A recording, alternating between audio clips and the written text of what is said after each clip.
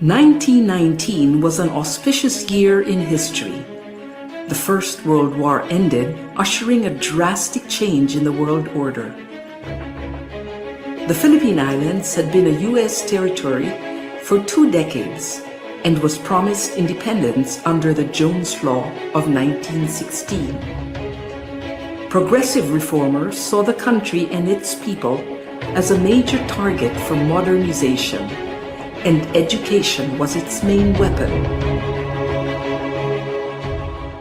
7 forward-looking Filipinas came together in 1919 to create a school where young women could gain the knowledge and skills that would make them modern women. Paz Marquez Benitez was the first president of the Philippine Women's College. Jose Abad Santos was its first chairman of the Board of Trustees.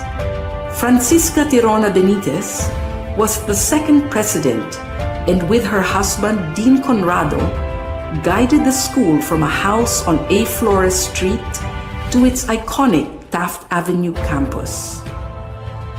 In 1932, the college became a university, making PWU the first university for women in Asia founded by Asians. It provided a space where innovations in education flourished, and young people were encouraged to be the best that they could be.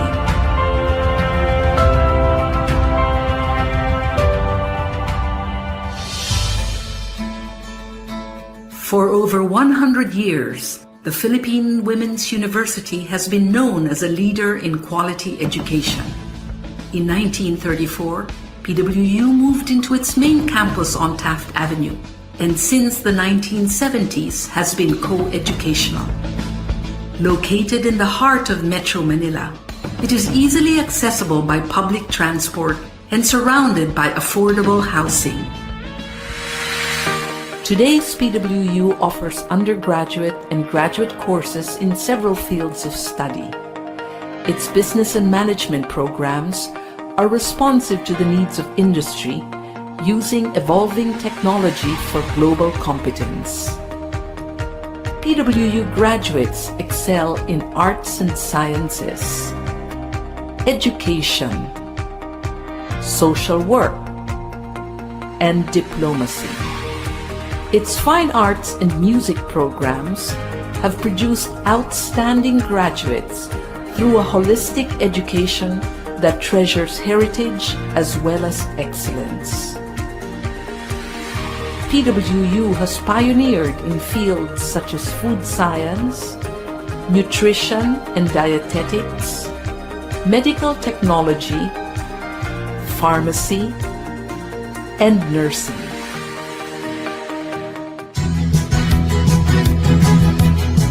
PWU continues to play an essential role in producing graduates who possess the skills that make them competitive in the country and anywhere in the world.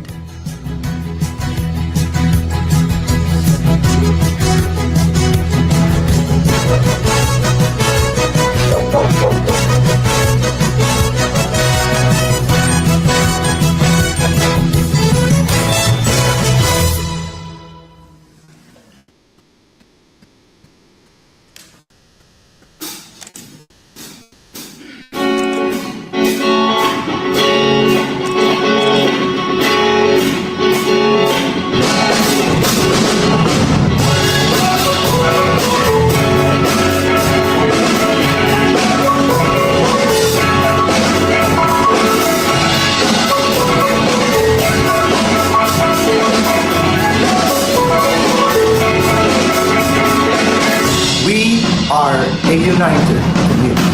We may not be blood related, but we Patriots are one big family.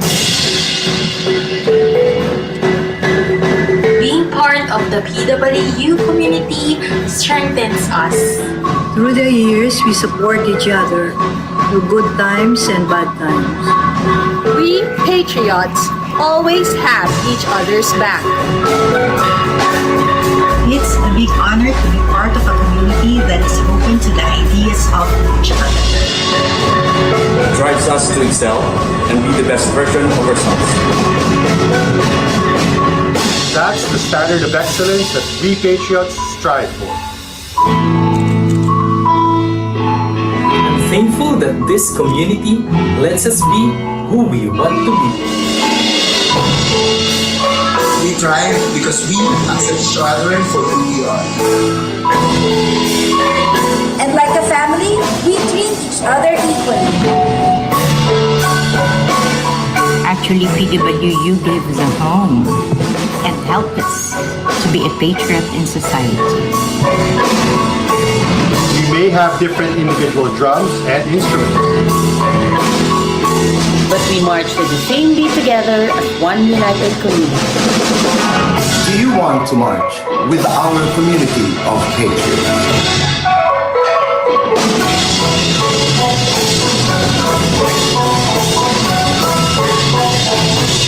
I am a patriot. I am a patriot.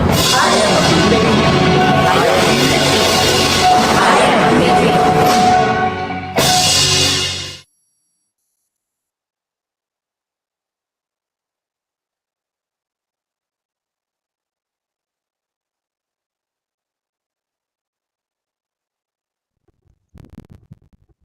Good morning and welcome to the Philippine Women's University School of Medical Technology webinar series. Our second webinar for 2023 is undertaken with the theme Challenges in Medical Technology Practice and Research. Before you is Bernard Lerwin B. Andres with Maria Paulina Dorin Montaos hosting this program.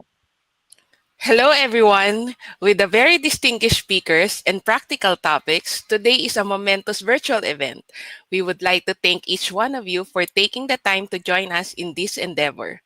Let us begin with a moment of silence and place ourselves in the presence of the Almighty for the invocation. This will be followed by the national anthem.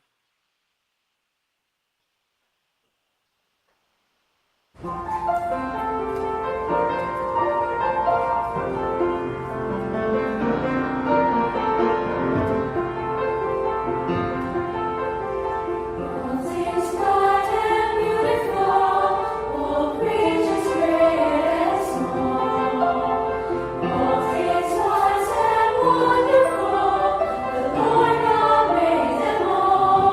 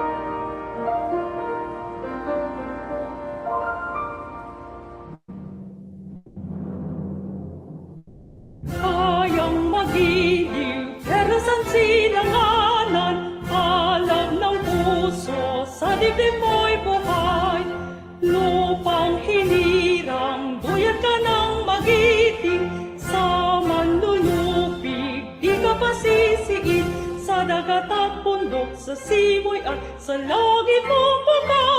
May dilagang tula at awit sa paglayang minamahal. Ang kisap ng watawat mo'y tagumpay na nagtitindig. Ang bituin at araw niya kailan pa may di magdidinig. Lupa ng araw ng walhati pagsitaboy langit sa piling mo. Aming ligaya dapat may mga api ang mamatay ng dahil sa'yo.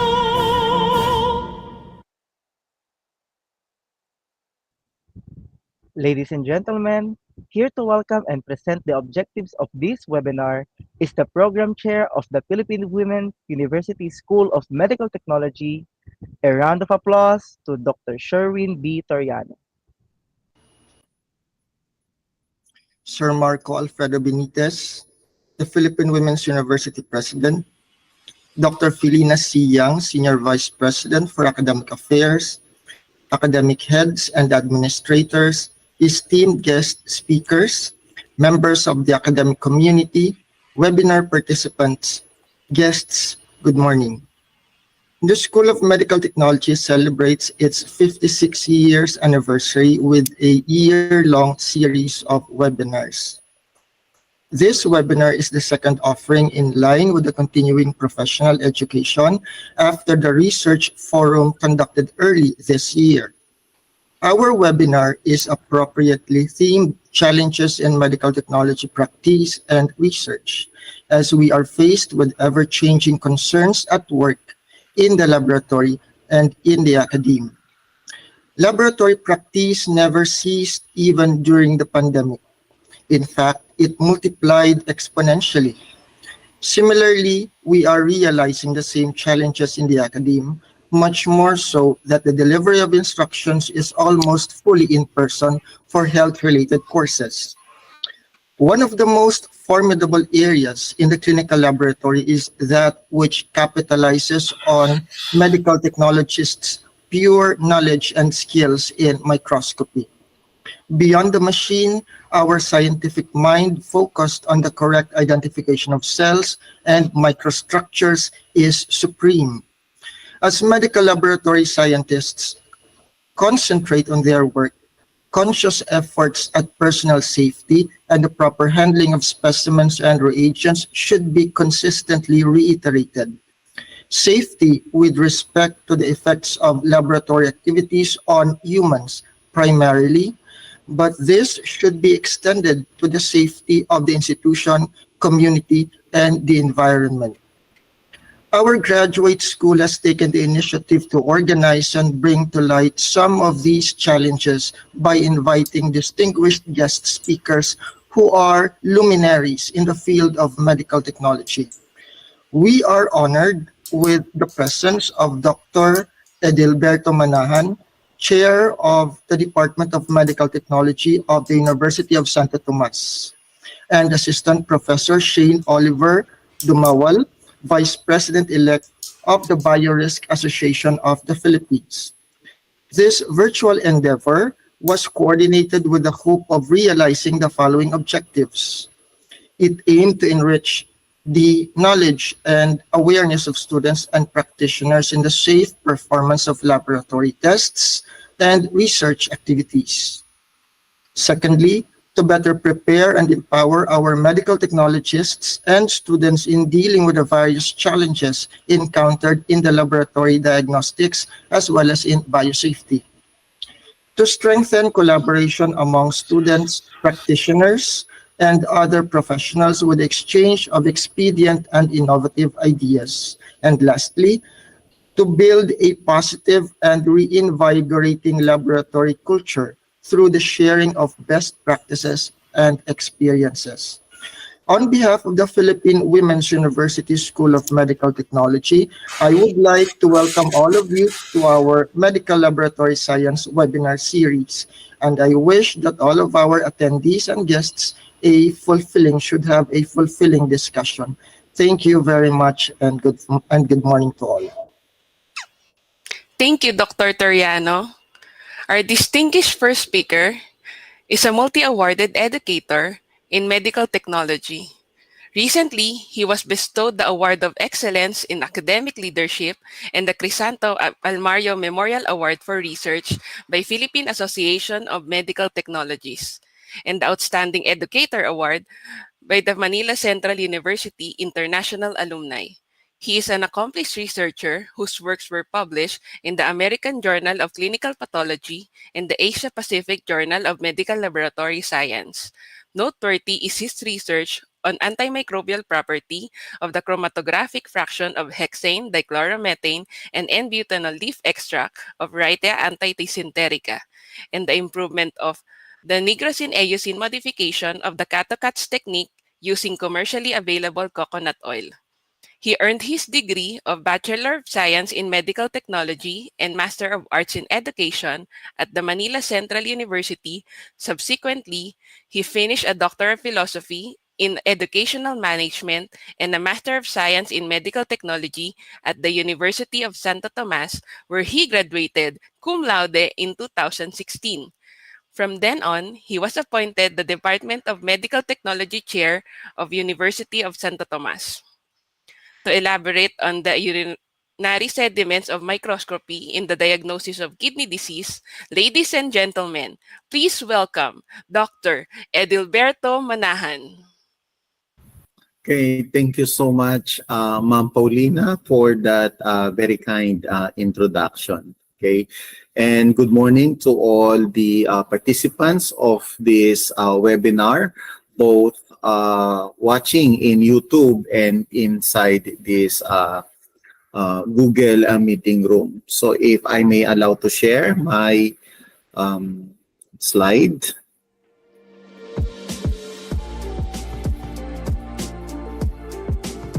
Okay.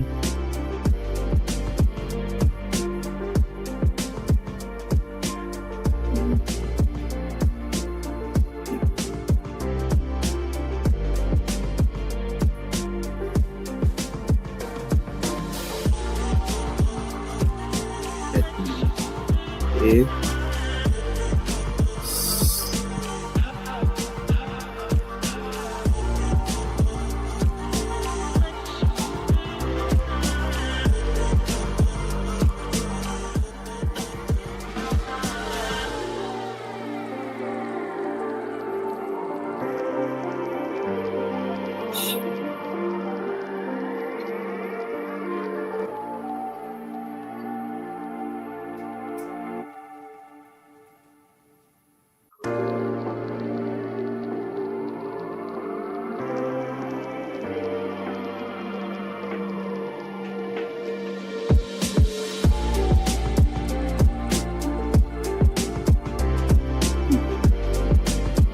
Oh, what happened?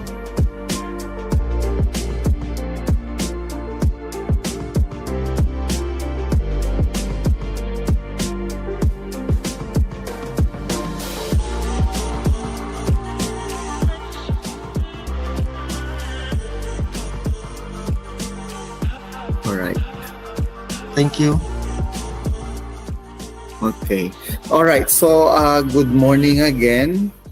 So this topic, of course, is not necessarily new, but I think it is a need to revisit, okay, some of the principles regarding examining urinary sediment, and this is really essential to diagnose some kidney diseases or disorders. Okay, so let's begin with the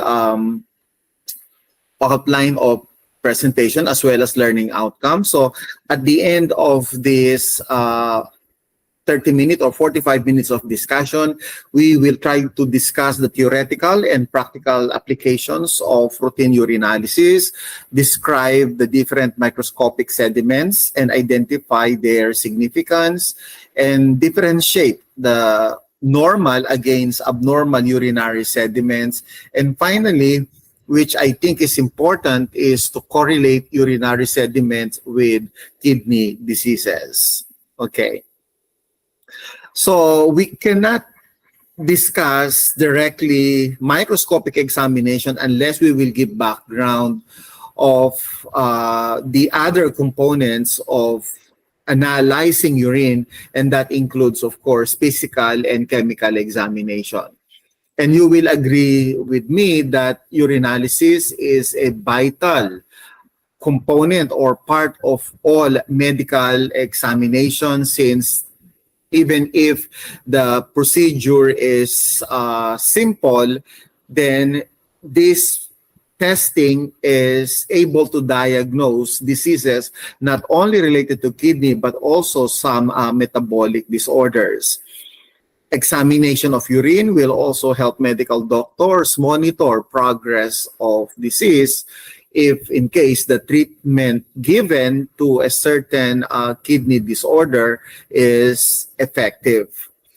So at the same time, urinalysis is rapid. So in less than 10 minutes, results are available.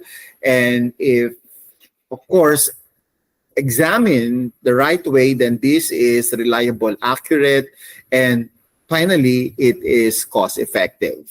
Okay, next slide. So as I made mention, urinalysis is composed of three major components. So we have the physical exam, chemical examination, and microscopic examination. We, as medical technology practitioner, you will agree with me that before we release our laboratory results, particularly results of urinalysis, we always correlate our findings with chemical examination, and then finally the macroscopic or physical testing.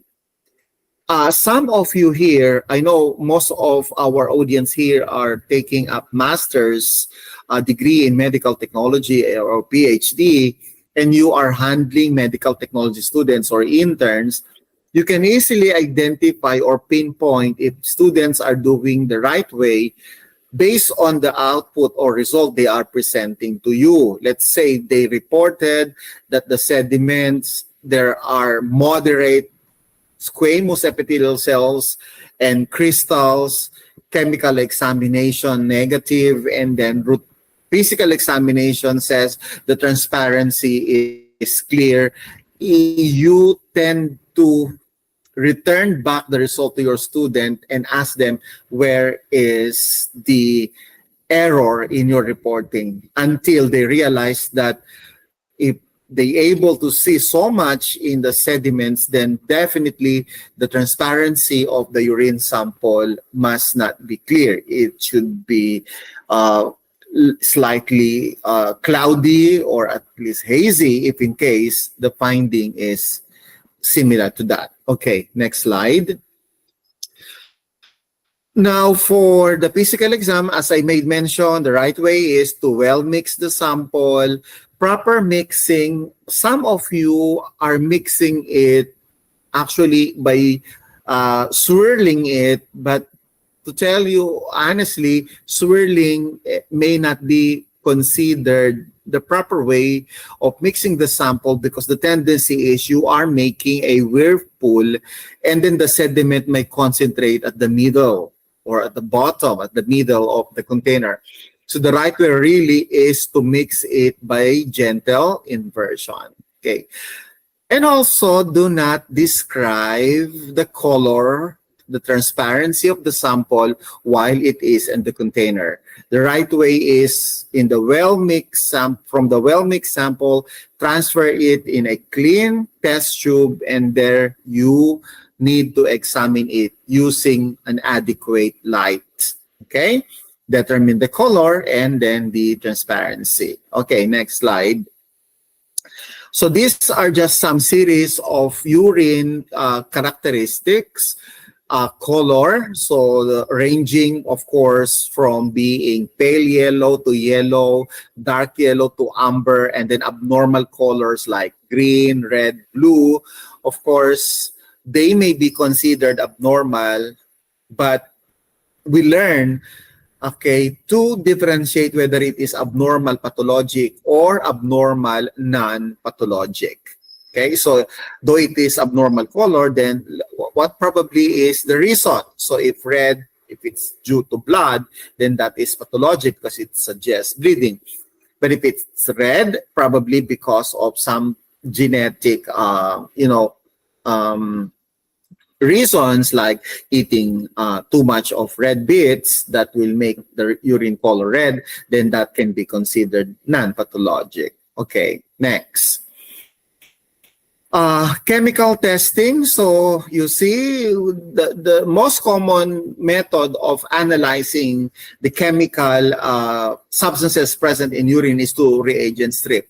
Although chemical examination can be done in a wet method, the macro method, okay, or this can be done by using reagent tablet, okay, but most of the time, okay, we are just utilizing reagent strip, okay, and we emphasize that when we do it, of course, there must be a tissue paper with you, okay, and of course, your color chart, okay, which is located, of course, in the label of your reagent strip. Chemical examination is requirement or prerequisite prior to microscopic examination because, as I mentioned, the two must be well correlated. Like, say, based on your microscopic examination, you consider those red structures are red cells, and then check your chemical testing if it's positive for blood. Okay, you consider that there are so much bacteria present in your urinary sediment, then check the nitrite testing. So that is what we call chemical sieving. Okay, that the chemical examination of your urine testing will give you an idea what to be expected in your urinary sediment. That is why it is very important. But sometimes there are some issues. Let's say, for example, under the microscope, there are a lot of WBC or pus cells. But when you check your reagent strip, the leukocyte esterase is negative. So there is a non-concordance of results. So bakit hindi nag-agree? Then you need to check other chemical testing that may be an interference. Most of the time, a very high glucose level can inhibit the activity of leukocyte esterase, making your testing negative. Likewise, with the high level of ascorbic acid. Okay, next slide. All right, so this is routine urine microscopy, okay, in a glance. So definitely important, of course, is the right spinning, okay. Another one is the right way of decanting it. So we don't usually, suggest to remove the supernatant by using Pasteur pipette, because if you use Pasteur pipette, there is a possibility that you might disturb the sediment present at the bottom of your tube. So the best way is to decant it. Okay, and then you may add some stain. We have a separate slide on different stains that can be used in order to make this structure really good to see under the microscope, and identification is easy. Okay, so we usually start under low power objective, and we must be able to see our frame of reference to suggest that you are on the right field of vision. Okay, so under low power objective and a regulated light, all of us must be able to see clearly the presence of squamous epithelial cells. So the squamous epithelial cells will serve as our frame of reference to indicate that your focusing is correct, that you are not imagining. Question, sir, what if what I observe immediately or initially are calcium oxalate? Can I proceed? Yes, you may. The only reason why I mentioned that squamous epithelial cells is the frame of reference, it is because squamous epithelial cells are always present whether urine is normal or abnormal. It is always present in urine sediment. That is why we refer that as frame of reference. Although finding calcium oxalate is also okay, but we cannot consider crystals as frame of reference since crystals are not always present. Then, of course, we have structures that can be seen and qualified under low power objective. That includes your crystals, your squamous epithelial cells, as well as urinary casts. Then shift to high power objective. There you can see clearly, of course, your bacteria, yeast, okay, red blood cells, white blood cells.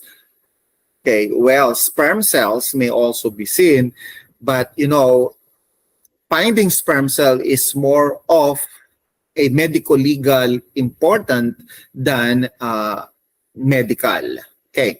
Then some structures, okay, you may able to see casts. Okay, so those, what are those form elements? Okay, I usually use a mnemonics for you to easily recall that. Remember the Krebs, so the C stands for the cast, R is for red cell, E is for epithelial cell, B is for bacteria, P is for pus cells. Then, of course, your A is animal parasite present, and then, of course, your yeasts, okay, and then your sperm cells. Okay, next slide. Now, question. Okay, when is microscopic examination necessary? You know, in the Philippines, it is automatic that when we receive urine sample for routine urinalysis, we perform the full urinalysis by doing the physical exam, chemical testing, and microscopic examination. But you know, in United States, okay, well, that's CLSI, and in the US where I practice medical technology, we only perform microscopic examination based on the following. First, when the doctor requested to do it. Second, when laboratory patient population is being tested, okay? So meaning there are special, okay, conditions that needs to be done. And most of the time, if abnormal physical or chemical results are obtained. Meaning to say, if you perform chemical testing and your chemical test says negative, okay, except of course for urobilinogen, because urobilinogen, okay, it's normally normal with the presence of about 0.5 to 1 Ehrlich unit. But all the rest, all chemical testings are negative.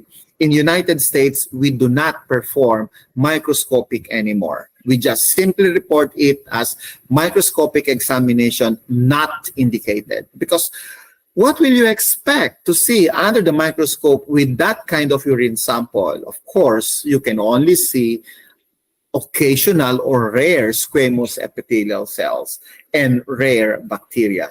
And that is not medically important. Unlike if the chemical test is positive for nitrite, positive for protein, okay, positive for leukocyte esterase, then you must perform microscopic examination because often than not, sediment will reveal presence of pus cells, red blood cells, and bacteria, which are common indicators of infection. Also, we are doing reflex testing. Okay, I asked or interview, okay, some medtechs working in the lab if they are working or doing reflex testing, and they said no. When I mean reflex testing, if the chemical examination is positive for nitrite, protein, and leukocyte esterase, microscopic examination revealed so much pus cells and bacteria, then we automatically culture that urine sample to identify what bacteria or causative agent of infection are present and perform sensitivity testing to find out the appropriate medication. Okay, so here in the Philippines, I observe it is not being done. Okay, next slide. So I mentioned already the importance of macroscopic examination because this will give us an idea what to expect in your sediment as well as in your chemical testing. So if it's pinkish or reddish and expect in chemical testing, this may be positive for blood. If it is turbid or cloudy, then expect that this may be positive for pus cells and protein. And then in the microscopic examination, confirmatory or confirmation of those structures that may be present. Okay, nitrite also may be expected to be present if the sample appeared to be cloudy. Okay, next slide. So I already mentioned this. So the purpose is to identify those materials present in urine. And this includes examination of the sediment after correlating it with chemical testing. Next slide. So the preparation, so there must be at least 10. Well, according to Strassinger, 12 ml. Okay, go on. Okay, centrifuge it. Okay, for about 10 minutes at 1,800 revolutions per minute or RPM, and then decant it completely, and then resuspend it with the remaining urine in the microscopic, in the test tube, and then in a well-suspended sediment, you transfer, okay, this amount, okay, in your glass slide and examine under the microscope. Okay, next slide. So I mentioned already that the right way of mixing it is either tapping gently against your palm. I observed some of the practitioners, they used to resuspend it by running it through on a test tube, right? Like, okay, if you can hear that sound, then that is running, of course, the test tube on a test tube rack. And you must do it really, well, you can do it up to 1 or 2, but not too much, because too much agitation can destroy some of the structures that may be labile. To mention, your casts, particularly the red blood cell casts, are easily to disintegrate. So if you're going to run it over your test tube rack, okay, numerous times, then this may cause destruction of those sediments. Okay, next slide. All right, so important also to use a quality cover slip.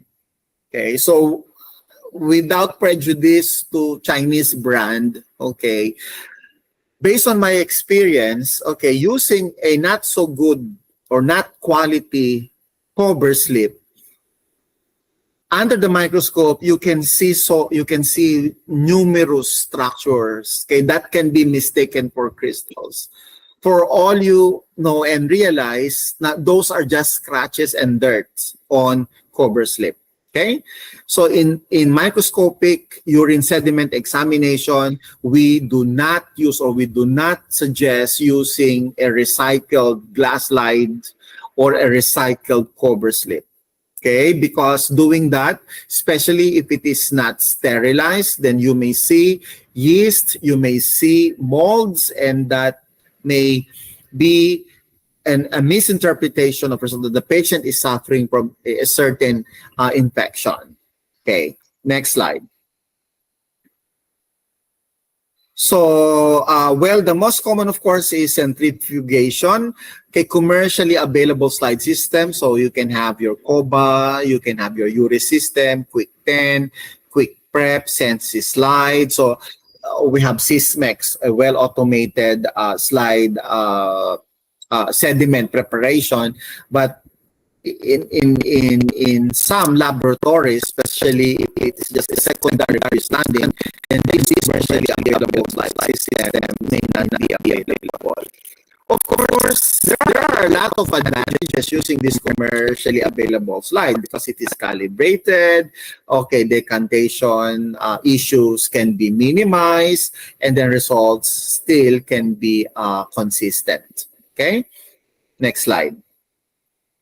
So I already mentioned this in the initial slide that we must examine first under low power objective. And again, what is our frame of reference? Your squamous epithelial cells, okay? And then after that, you can change to high power objective and look for sediments that can be examined under high power objective. So if we can enumerate, again, what are the structures that may be examined under LPO? So you have, of course, your crystals, your squamous epithelial cells, of course, your urinary casts, okay, some mucous threads. Under high power objective, you have your red blood cells, white blood cells, your RTEs or renal tubular epithelial cells, as well as bacteria and yeasts. Okay? Okay, next slide. So I already mentioned of this epithelial cells as the frame of reference. Okay, next slide. Okay, reporting. So this is another issue in the clinical laboratory. Even up to now, okay, there is no specific, rather standard way of reporting urinalysis. Some laboratories will report microscopic sediment in plus system, like 1+, 2+, 3+. Some laboratories reported urinary sediment as rare, occasional, few, moderate, or many. They only agree to report structures like red blood cells and white blood cells in average number per high power field, but all other structures up until now, we do not have standard.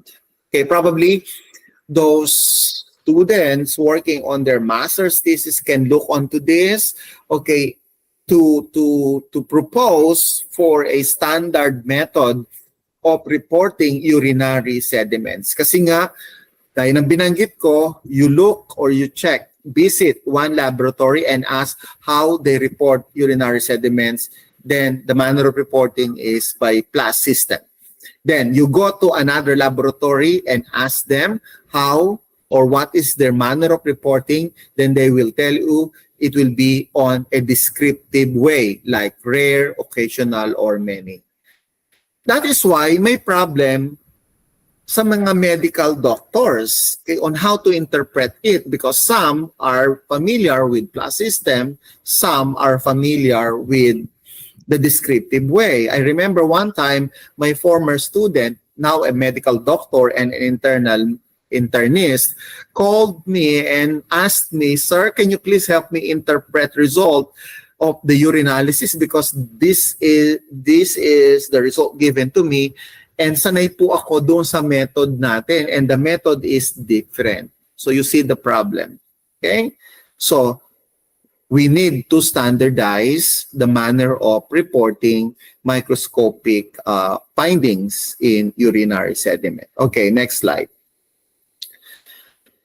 So correlation, so correlate result of your microscopic, of course, with your physical, chemical. So this is what I mentioned a while ago, and paulit-ulit, okay? Because there are always inconsistencies, and inconsistency in reporting is also our reflection, your reflection. Are you really, okay, a experienced, okay, or knowledgeable medtech doing this testing? Kung hindi nagtutugma-tugma yung reporting ng inyong microscopic, chemical testing, and physical examination. There are some exemptions. Gawa na binanggit ko kanina, leukocyte under the microscope are about 10 to 15 per high power field. Chemical testing is negative and the sample is cloudy. So saan ang discrepancy on chemical testing? Then you check, ascorbic acid is very high. Then you make note, put on the result that chemical testing may be negative for leukocyte esterase test due to high level of ascorbic acid, or due to, if in case what is elevated is high glucose that mask the activity of your leukocyte esterase. So very scientists ang ating reporting if you offer that kind of justification or reasoning should there is a result not correlated or not agreeing with chemical testing. Okay, next slide. Okay, so staining. So I will just mention this in passing because staining will help us to visualize the structure better. So what are these common stains? Let's begin with the first stain. Okay, it is your Sternheimer-Malbin stain. So this is composed of crystal violet and safranin. And this Sternheimer-Malbin is used to differentiate glitter cells as well as from pus cells. Between glitter cells and pus cells are considered to be more clinically significant since glitter cells are said to be a degenerative form of WBC. Your white blood cell appear to be purple and glitter cells are pale blue. Okay, and also this may be used to stain bacteria, wherein motile bacteria may be unstained, meaning to say live yung cell, that's why it resists staining, and non-motile or dead bacteria may be stained purple. Okay, next slide. All right, aside from that, we have your toluidine blue. So this will differentiate white blood cells from renal tubular epithelial cells. So renal tubular epithelial cells is the only epithelial cells that is to be reported in average number per high power field. Although, again, kasi nga wala tayong standardized way of reporting it, ano? Some other laboratories also reporting renal tubular epithelial cells descriptively as occasional few or moderate.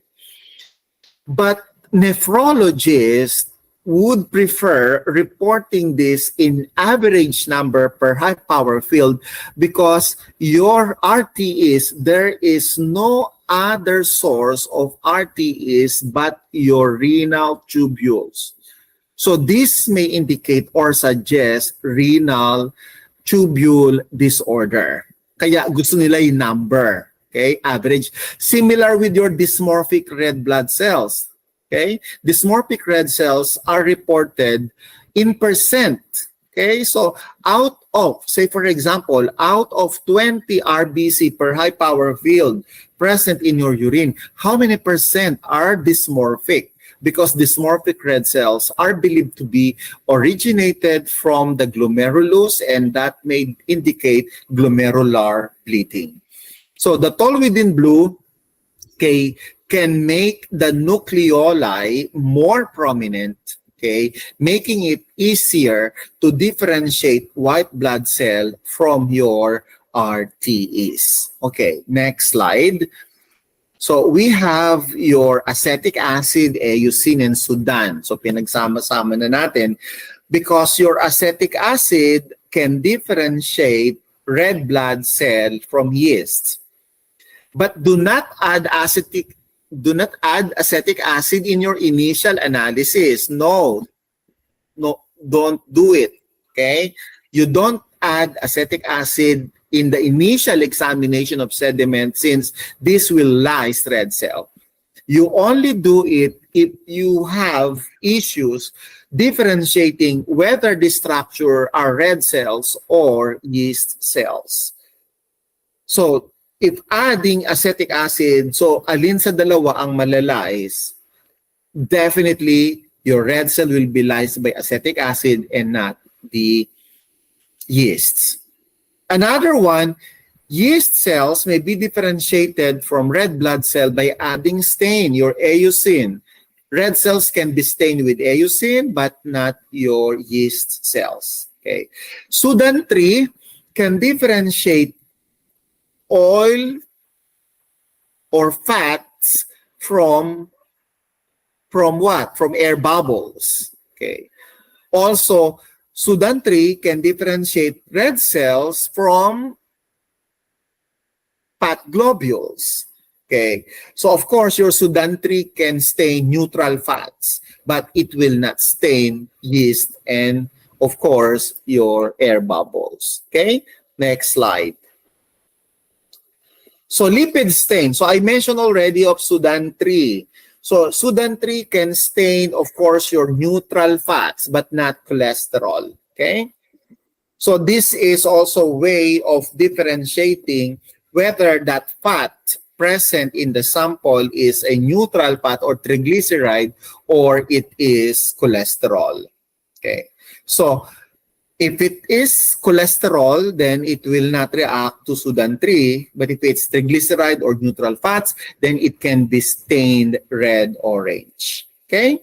Although cholesterol cannot be stained with this, if you are using polarizing microscope, then you can see that maltese cross appearance, which is characteristic appearance of cholesterol under your polarizing microscope. Okay, next slide. Then gram staining, okay, so of course you know that this is used to differentiate bacteria from other artifacts, especially if the cells, the sample rather, urine sample has numerous amorphous crystals, whether amorphous urates or amorphous phosphates, then that can be mistaken for bacteria, then you can apply gram stain. Okay. Also, if the casts are bacterial casts, like in sepsis, then bacterial casts, okay, can be identified by using this gram stain. Okay, next slide. So Hansel stain, so this is stain to differentiate eosinophil from other, okay, WBC in urine sample. So your Hansel stain, so eosinophil in urine is a marker of acute interstitial nephritis, okay, drug-induced, okay, and urinary tract infection also. Okay, so this is used also to identify, limbawa, you able to see lots of WBC, then suspected that the patient is suffering from schistosoma hematobium. Then if those are, okay, eosinophil, then this may be conclusive really that the patient is suffering from that parasitic infection. Okay, next slide. So the Prussian blue, on the other hand, is used to identify structure containing iron, especially in case of bleeding. Okay, so free granules of hemosiderin and inclusion in casts, okay, can be detected by adding Prussian blue. Okay, kasi in case of hemolytic transfusion reaction wherein, okay, so hemoglobin can also be metabolized, okay, and can be recovered in urine, then this Prussian blue reaction is important as well. Okay, next slide. So the types of microscope, of course, in the lab, the most commonly used would be our compound light microscope. Okay, then other microscopes that may be useful.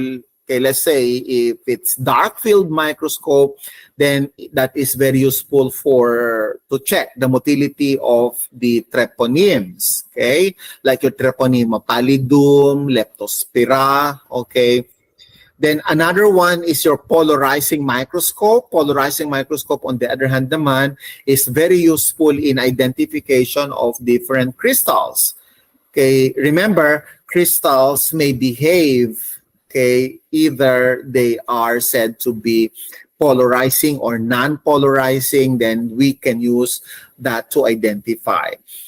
Phase contrast microscope, on the other hand, is considered to be the ideal microscope in identifying, okay, dysmorphic red blood cells. Okay, so next slide.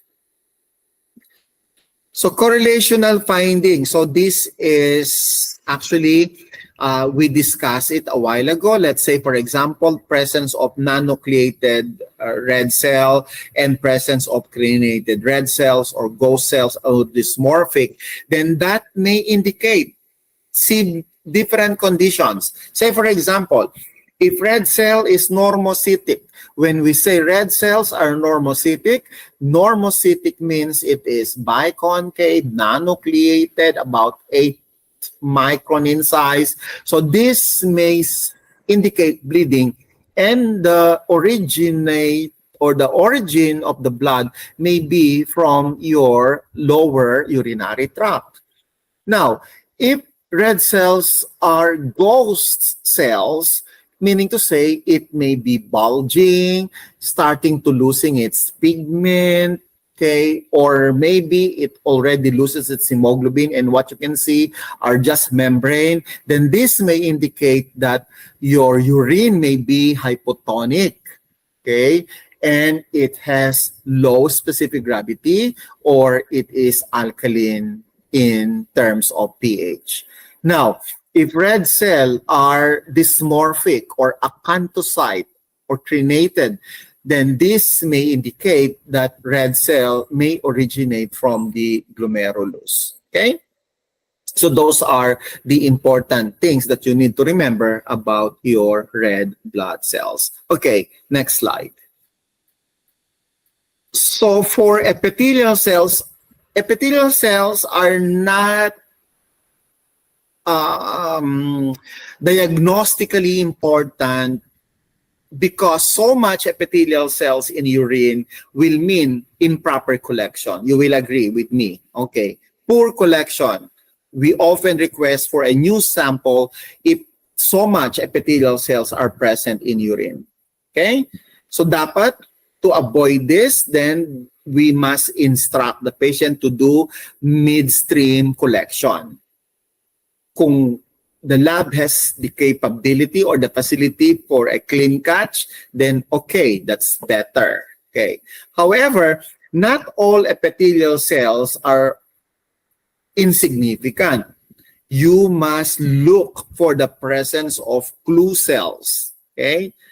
Squamous epithelial cells are considered clue cells if inside the squamous are numerous Coccobacilli Gardnerella vaginalis, which is an indication of vulvovaginitis or infection.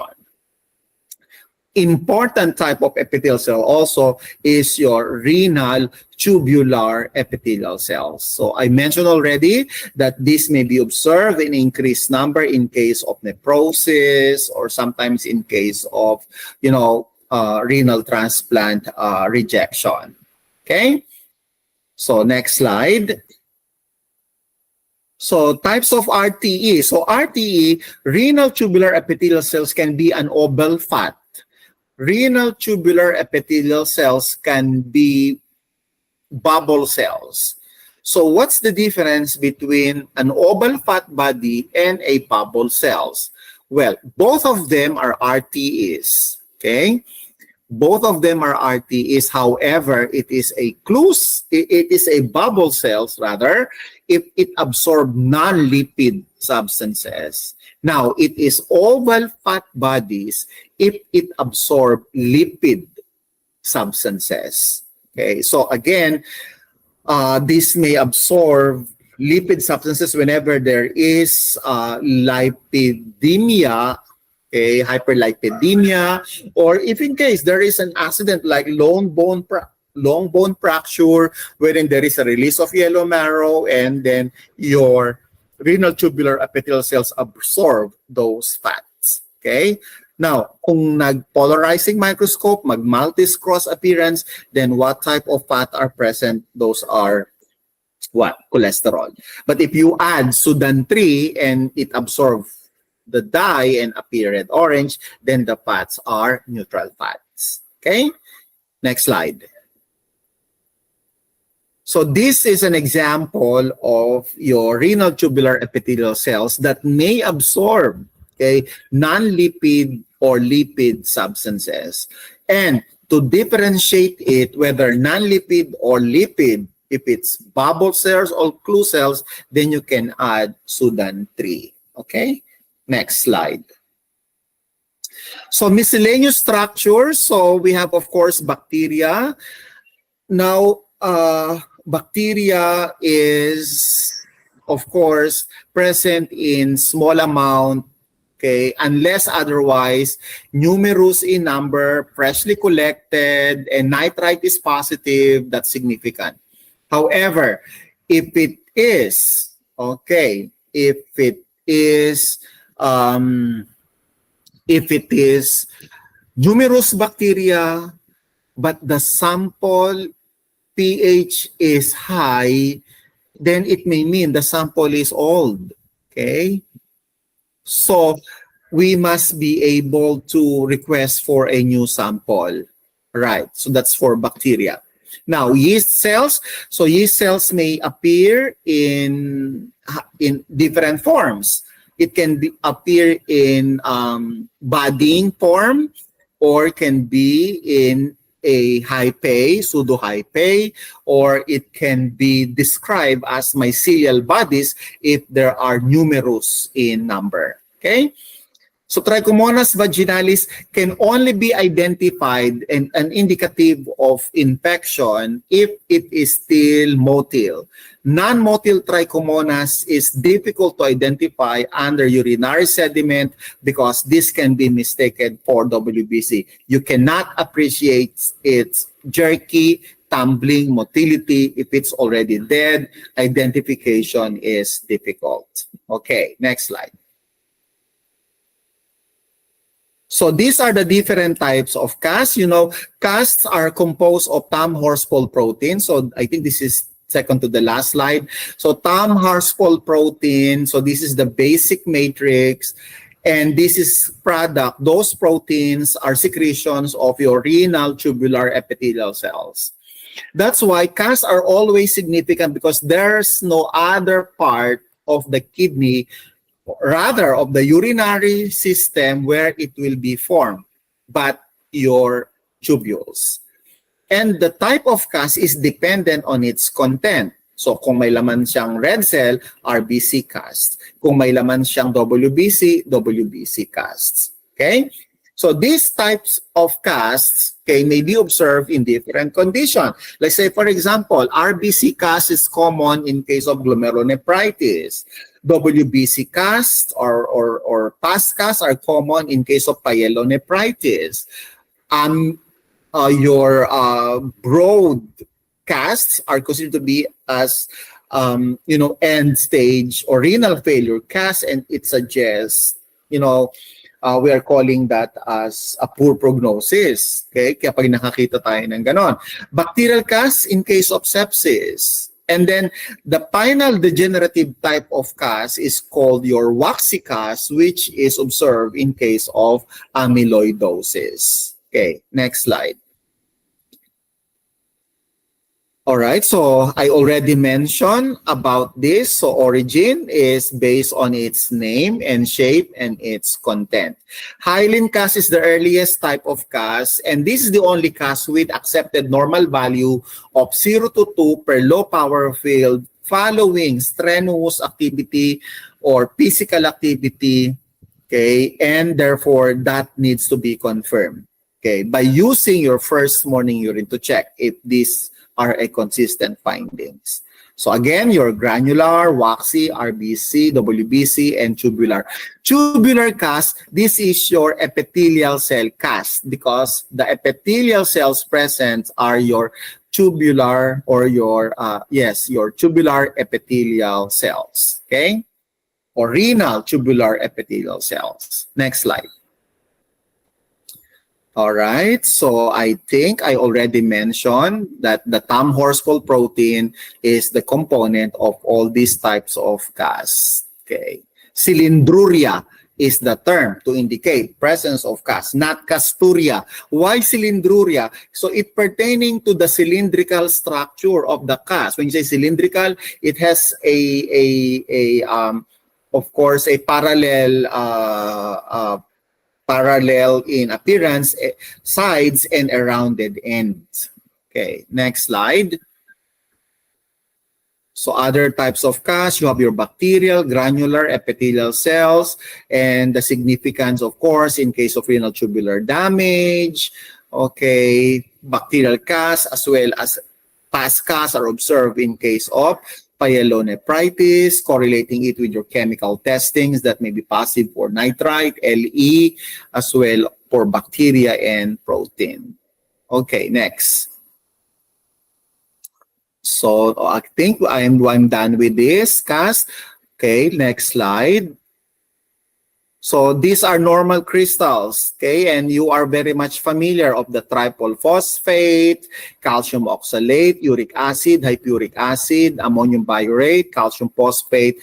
All of these are considered to be normal, okay? However, if in case mayroong red cells tapos mayroon kang calcium oxalate, that can be a possible indication of stone former. Okay, next slide. Okay, abnormal crystals, take note also, abnormal crystals are always found in acidic urine. So if in case you encounter this in your ASCP exam or in other international certification exam, in what pH these crystals, all abnormal crystals are found in acidic urine. Okay, next slide. Okay, so this is the last slide.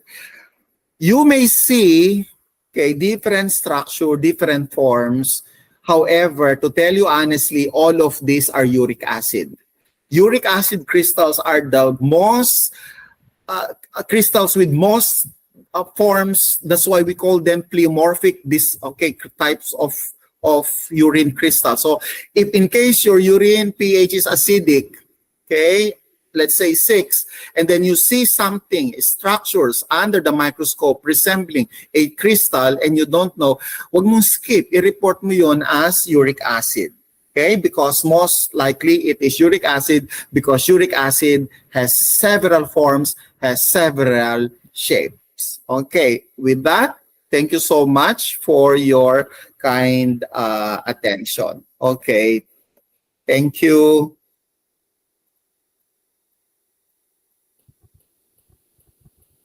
Thank you, Dr. Manahan, for that comprehensive discussion. We shall see more of our guest speakers later in the open forum. If you have any questions to our speakers, kindly type them in our chat box, and we shall address them to our speakers in the open forum. In the meantime, let us listen to a relaxing song, to a song rendition from our School of Medical Technology alumna, now a registered medical technologist, Miss Veronica John Malay.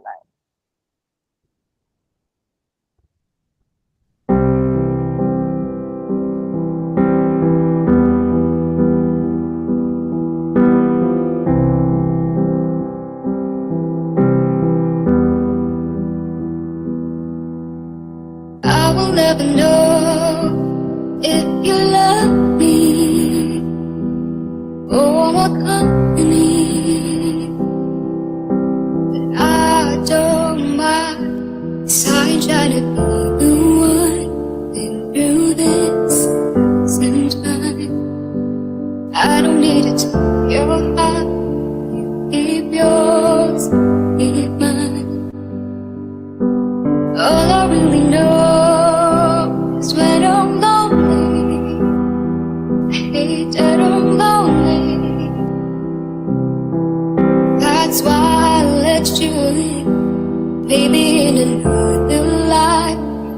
All day, it's all night, but I don't wanna break your heart.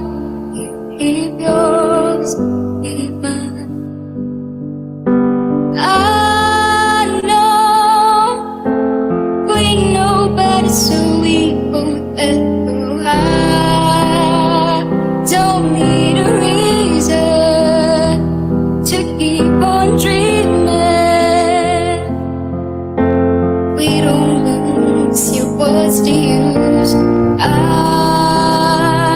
don't need a reason to keep on dreaming. Oh, we can win. Anything at all.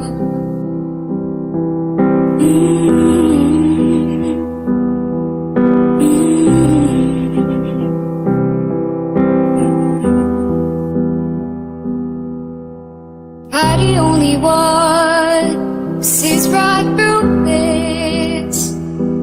All these bruises to blame me for no fool. Yeah, you don't gotta lose your mind every time. Don't call. I should never have to win your love myself. I don't feel as you are. That's exactly why I keep running back. 'Cause I'm free to let the parts where I wish I was strong. Baby, when you need my help, myself, it's over. But later in the light you go dark and wrong, and I need closure. And I know whatever this is love. So I'm gonna let you go. I don't need a reason to keep on dreaming. We don't lose your words to use. No, I don't need a reason to keep on dreaming. Oh, that I can win this crazy thing called love.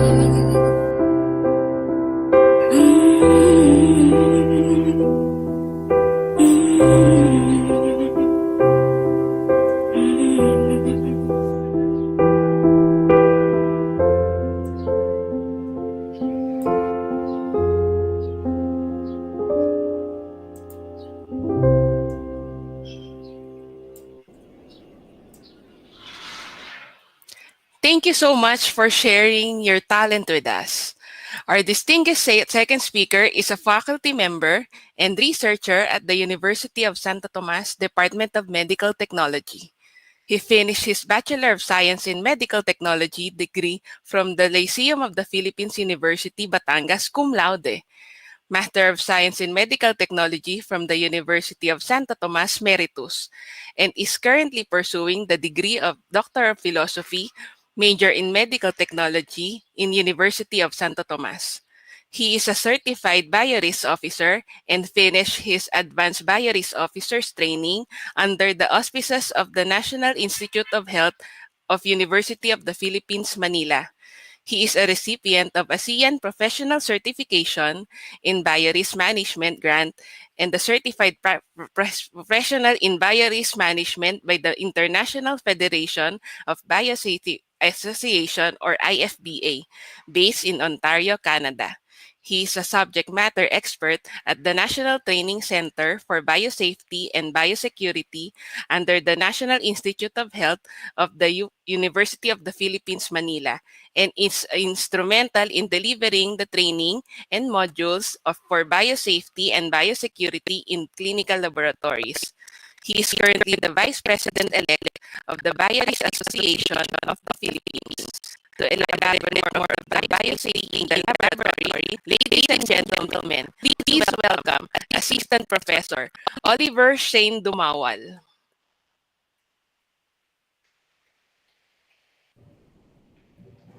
Hello and good morning to everyone. Can I share now my screen?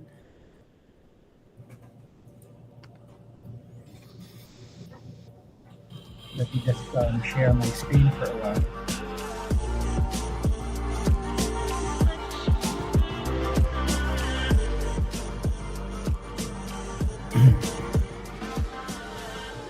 Can you see now my PowerPoint presentation? I would just like to verify.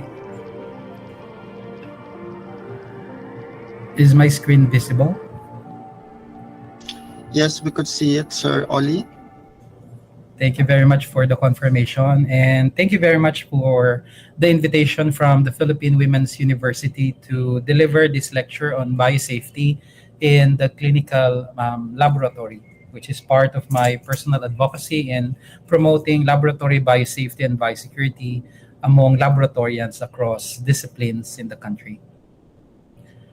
The interest with between the interest rather on the topic laboratory biosafety and biosecurity is of course enhanced with the current pandemic.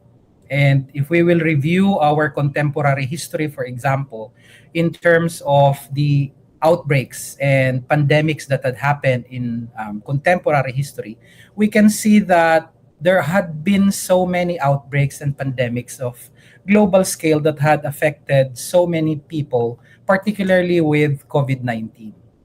And according to experts, if we ask ourselves, are we ready for the next pandemic? The resounding answer would be still no. Why? Because there are still many gaps that we need to address if we want to be ahead of any pandemic that might arise in the near future. So for example, as I've said, the interest for biosafety and biosecurity is enhanced with the COVID-19 pandemic. But if we ask ourselves, what's the probability of another pandemic like COVID-19 happening in our lifetime, experts agree that the probability of it from happening again stands at approximately about 2% per year. So this study indicates that an extreme pandemic, similar to what we had experienced in the past 3 years, would likely increase 2% per year. While the number that is being suggested by epidemiologists might likely be low at only 2%, the reality of that is that the annual probability of extreme pandemics had actually increased threefold and will continue to increase in the coming years. And as I've said in the previous figure, it only says 2%, but that's 2% per year. If you consider the average lifespan of a person globally, then therefore the probability of another extreme pandemic like COVID-19 from happening would likely be about around 38%. So 38% chance in your entire lifetime that you will see it again. And for people who are born after the COVID-19 pandemic, that likelihood will of course be much, much higher. Now, as we have seen with the pandemic caused by SARS-CoV-2, the clinical laboratory plays a very critical role, and this had been, of course, published by Delipe and colleagues in 2020, wherein they stated that in terms of diagnosing overt infection with COVID-19 and overt disease, as well as for people who had recovered from the disease, the laboratory and the laboratory professionals who work therein have a very critical role in managing and in our collaborative efforts to combat this pandemic. If you consider, therefore, the nature of the work of medtechs in the laboratory, we can safely say that the laboratory is a very dangerous place. And this is because in any laboratory environment, the hazards, the threats, the risks that are present in the laboratory are always there. Day in, day out, when we work in our respective laboratories, we are faced with so many samples, with so many chemicals that we use, the reagents that we employ, and all of these pose a safety and a security risk for our laboratory professionals. And not only to medtechs, you have to also consider allied health professionals who also interact with the laboratory, our pathologists, our nurses, even our third-party contractors who do calibration of our equipment, our maintenance personnel who ensure the cleanliness of our laboratory work areas, all of them are at risk. Since 2012, experts had been saying that there is an increasing concern for laboratories at a global scale. But more so, there is an increasing concern for biosafety for laboratories in the developing world. According to this article published way back in 2012, the standards that are implemented in developing countries, which includes the Philippines, are actually very lax. And according to the previous president of the Asia Pacific Biosafety Association, we need to work collaboratively in ensuring safety and security of laboratories. But in terms of biosafety, the laboratories in the third world, in the developing world, are actually considered as the weakest link. However, it is interesting to note that when we look at the evidences that are available on what causes exposure in the laboratory towards a risk, whether it's a biological hazard or a chemical hazard or a safety hazard, we can see here that 80% of exposure are actually caused by human factors. Only 20% are actually caused by equipment failure. What does this mean? This means that even if you have the most advanced laboratories, even if you have laboratories with all the bells and whistles, a fancy laboratory with all the safety equipment therein, all of that would still be worthless if you do not train your people. What are these examples of exposures that arise from human factors? Issues like, for example, wrong or inadequate use of personal protective equipment, and also non-compliance to policies. For example, not performing hand washing, not adhering to safety policies of the laboratory, like no eating in the laboratory. It is not really a question of whether the laboratory personnel is competent or knowledgeable enough about safety and security measures in the lab. Actually, if you will look at the extent of knowledge of medical technologists when it comes to safety and security, they are very well adept. But the question is, despite the presence of this information, prior information about safety and security in the laboratory, are our laboratory personnel actually adhering to these protocols that are in place? And again, based on evidences, it seems that, again, because it's caused by human factors, despite your laboratory protocols that are in place to ensure safety and security, compliance is still key to ensure that we avoid these human factors that causes laboratory exposure.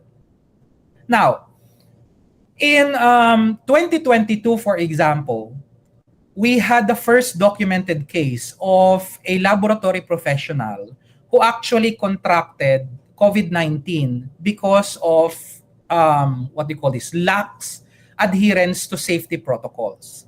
This was a report from the Taiwan's Academia Sinica, wherein they reported that because of biosafety lapses in their COVID-19 testing facility, one of their research assistants actually contracted COVID-19.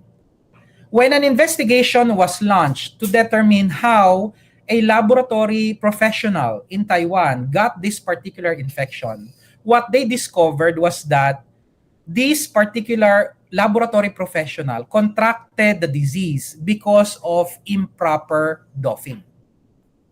In the protocol that they had in place, in the sequence of doffing or removal of their PPE, the respirator is supposed to be the last to be removed.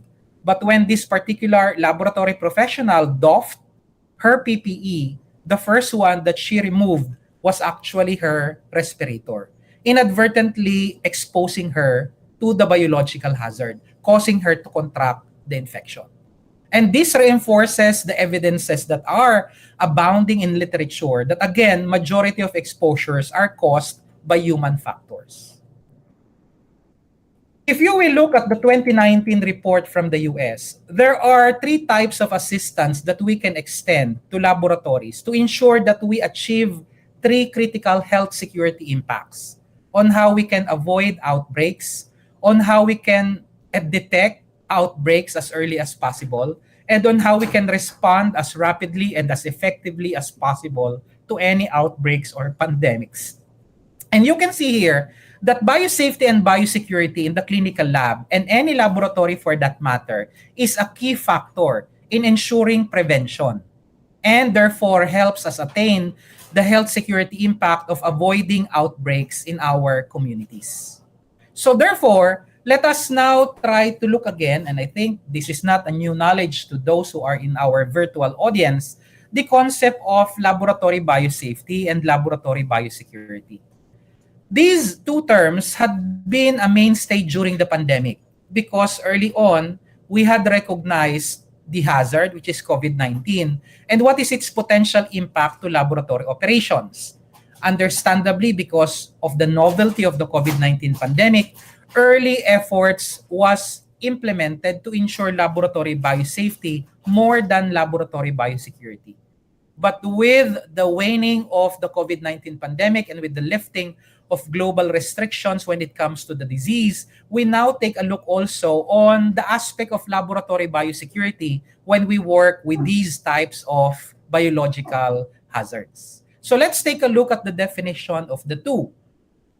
As we know, laboratory biosafety are anything that we do to the lab so that we prevent accidental or unintentional exposure or release of biological agents or their inadvertent release. And this is based on the definition by the World Health Organization on the 4th edition of their Laboratory Biosafety Manual.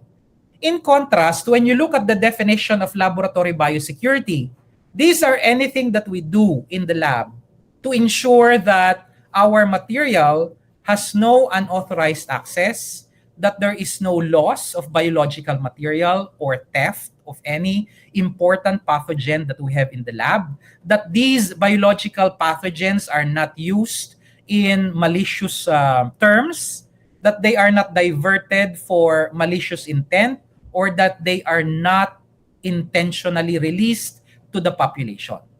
So therefore, if you will look at these two definitions, one thing that glares in comparison between the two is that when we talk about laboratory biosafety, we are talking of how we prevent the accidental and unintentional release of your biological agents. And when we talk about laboratory biosecurity, we focus on regulations, containment principles, and measures that allows us to prevent intentional, deliberate, and unauthorized release of your biological agents. In the Philippines, the focus on laboratory biosafety is very high. And again, this is driven by your COVID-19 because of its novelty. About 3 years ago, we do not know anything about its properties, its mode of transmission. At that time, we focused on laboratory biosafety.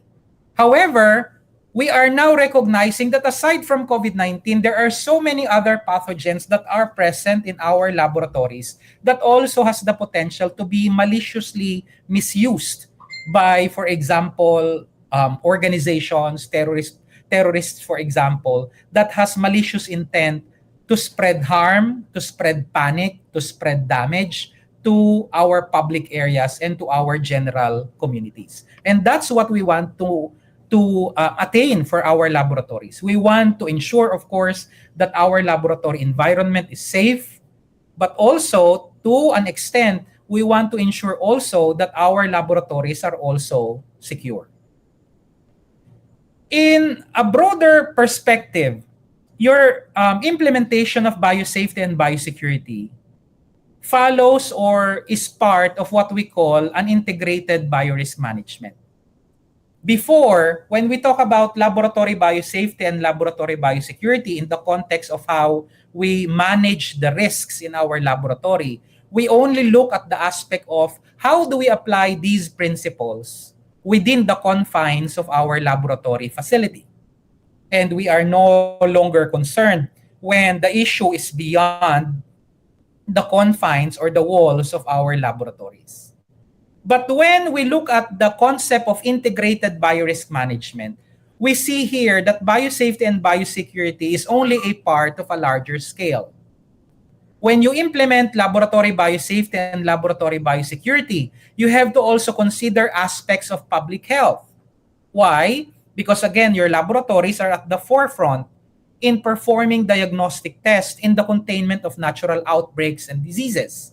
But also, your laboratories will also deal with emerging threats. Like, for example, antimicrobial resistance or the resurgence of genetically modified organisms, or in modern parlance, your living modified organisms. But also, your laboratories are dealing with data. And these data can be stolen and be used for malicious applications. So we are not only talking of how do we protect our biological pathogens, but rather we are also talking of how do we protect our laboratory data. So when you integrate your concepts of public health with concepts of laboratory biosafety and biosecurity, as well as protecting your data from cyber intrusions and theft or malicious destruction, or what we call cyber biosecurity, then you see the larger picture of how we implement an integrated biorisk management. In the Philippines, guidance on the application of laboratory biosafety and biosecurity is of course guided by the Department of Health as a lead agency. And also if you're working on research, particularly for genetically modified organisms and agricultural crops, you also have the Department of Science and Technology. We do have a national biosafety framework in the Philippines, and that is under the National Committee on Biosafety of the Philippines, which is under the auspices of DOST and also DNR, DOH as well, and LGUs.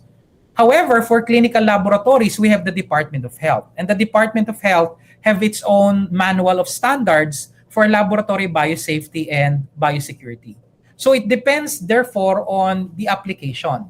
For example, if you're working on plant biosafety levels, you're working with pathogens on plants, on agricultural products, then you focus on the National Biosafety Framework of the National Committee on Biosafety of the Philippines. But if you work on the context of clinical laboratories, then you focus on the guidelines by the Department of Health and its manual of standards on laboratory biosafety and biosecurity. In the latest iteration of the administrative order for the governing the regulation on the licensing of clinical laboratories in the Philippines, laboratory biosafety and biosecurity is also integrated. But this is not new. As early as 2014, in the previous iteration of this administrative order, laboratory biosafety and biosecurity is also already a component, but it's not yet a trend in the implementation and practice of clinical laboratory at that time. If you will look at the AO, you can see here that in terms of the physical plant, as well as for the environmental management of the clinical laboratory, there should be a policy for biosafety and biosecurity. So therefore, you have a policy, and as an evidence, you should have a biosafety manual that encapsulates the policy regarding laboratory biosafety and biosecurity. What is notable also with this administrative order in terms of implementing biosafety is the requirement to have a registered medical technologist or any interested personnel in your laboratory that will function as an officer that oversees your biosafety and biosecurity issues. So the designation of a biosafety and a biosecurity officer that is in charge, particularly in this particular administrative order, to do the risk assessment for the licensing of your clinical laboratory. And of course, with the establishment of the COVID-19 testing laboratories since 2020, before we only had one laboratory capable of doing the test. Now we have a network of more than 300 COVID-19 testing laboratories. They have a separate administrative order that covers the guidelines for securing a license for these COVID-19 labs. However, if you will look into this particular guideline, the emphasis on training regarding the fundamentals of biosafety and biosecurity is also already embedded. So currently, the licensing of clinical laboratories requires to have a biosafety officer who is trained either with the Research Institute for Tropical Medicine or the National Training Center for Biosafety and Biosecurity of the UP Manila National Institutes of Health. So when we talk about laboratory biosafety, we put emphasis on how do we protect people who are inside the lab, how do we protect those who are outside the lab, and how do we protect the environment. This follows the concept of One Health, where we do not only focus on human health, but we also consider the health of animals as well as the health of our environment. And generally speaking, when we talk about the principles of biosafety, it is actually anchored on four basic principles. Number one is, what are you doing in the lab? What are your standard practices? What are your special practices and considerations? Do you train your people so that your practices and procedures are anchored on sound science.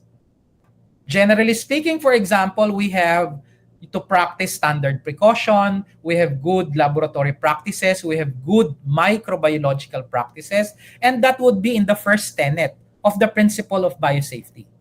The second principle is your safety equipment. In terms of your safety equipment, what are the barriers that you have? Are your people equipped with your PPE, with your personal protective equipment? If you are generating aerosols, do you have equipment like your biosafety cabinet? The third would be facility design and construction. You look at the laboratory itself and how is it made? Is it actually a facility that is up to standard? Or is it a facility that had been tried to be upgraded just to meet the bare minimum requirements to be considered as a laboratory facility? Do we employ, for example, international benchmarks in your construction of your laboratories? Are they safe? Are they secure? And the last would be, when there is an increasing risk from your biological hazard, do you also increase your level of protection? So there had been a confusion in the old guidelines with the use of your biosafety levels. And you are familiar with the biosafety levels. We have 4. 1 and 2 are basic containment, heightened for your 3, and then your maximum for your 4. However, the problem with your biosafety levels is that they are often confused with your risk groups. Your risk groups are dependent on the inherent biological properties of your pathogen. And we have 4 risk groups. Risk groups 1, 2, 3, and 4. 1 would be, of course, the less risk, and then the highest risk would be for your risk group 4. For example, COVID-19 is classified as a risk group 3. Many of the pathogens that we diagnose as medical technologists, like for example, your parasites, your bacterial pathogens, they are usually risk group 2 and risk group 3. In laboratories, in academic settings, we usually perform experimentation by your students with risk group 1 or risk group 2. But in the Philippines, we have a spectrum of pathogens that either can pose natural risks, ibig sabihin they can cause emerging and re-emerging infections, but they can also be potentially be misused, for example, in the development of your biological weapons. So we do have here risk group 1, 2, 3, and 4 in the Philippines that can be a public health issue of concern, and they can cause outbreaks also, or again, be a cause of emerging and re-emerging infection in the public health sphere. So therefore, there is often a confusion between your biosafety level and your risk groups. And in the Southeast Asian and Asia Pacific region, there is evidence to suggest that we have all of these risk groups that are present from 1 to 4. So because of this inherent confusion with biosafety levels and risk groups, and also because biosafety levels are too restrictive, the use of your biosafety level in the recent manual, the revision of the World Health Organization had been replaced. So the WHO Laboratory Biosafety Manual no longer focuses on implementing your biosafety level, but rather focusing on 3 types of requirements.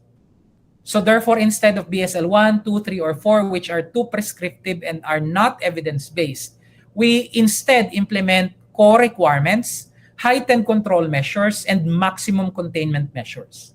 And how do you know what kind of laboratory you will implement? Will it be core? Will it be heightened? Would it be maximum control measures? According to the World Health Organization Biosafety Manual, that would depend on how you assess the risk for your laboratory.